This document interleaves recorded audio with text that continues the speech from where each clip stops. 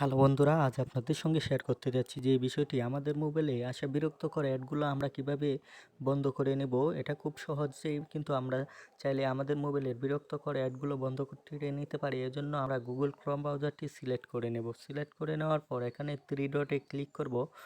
Three ডটে click করার পর নিচে যে সেটিংস অপশনটি আছে এখানে কিন্তু আমরা একটা ক্লিক করে দেব।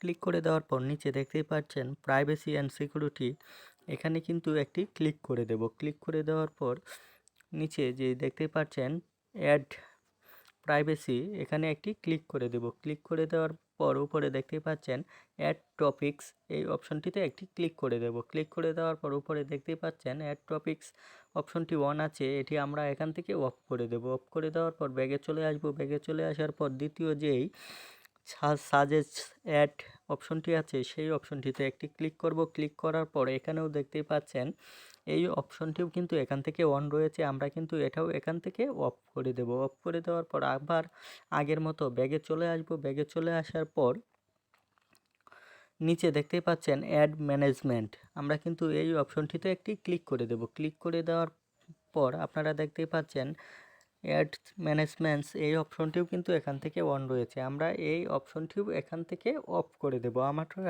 কিন্তু এই তিনটি অপশনেই এখান থেকে অফ করে দিলাম। অফ করে দেওয়ার পর ব্যাগে চলে আসব। ব্যাগে চলে আসার পর যে আমাদের আরেকটি কাজ করতে হবে সেটি হলো নিচে দেখতেই পাচ্ছেন নোটিফিকেশন অপশনটিতে একটি ক্লিক করব। ক্লিক করে দেওয়ার পর আমাদের যে নোটিফিকেশনটি এখানে অন থাকবে, আমি আগে থেকেই অফ করে রেখেছিলাম, এখানে কিন্তু আপনাদের নোটিফিকেশনটি অন থাকবে। অন থাকার পর আপনারা এটা এখান থেকে অফ করে দেবেন। অফ করে দেওয়ার পর যে কাজটি হবে, আপনাদের মোবাইলে কোনো বিরক্তকর নোটিফিকেশন আসবে না এবং কোনো বিরক্তকর অ্যাডও আসবে না।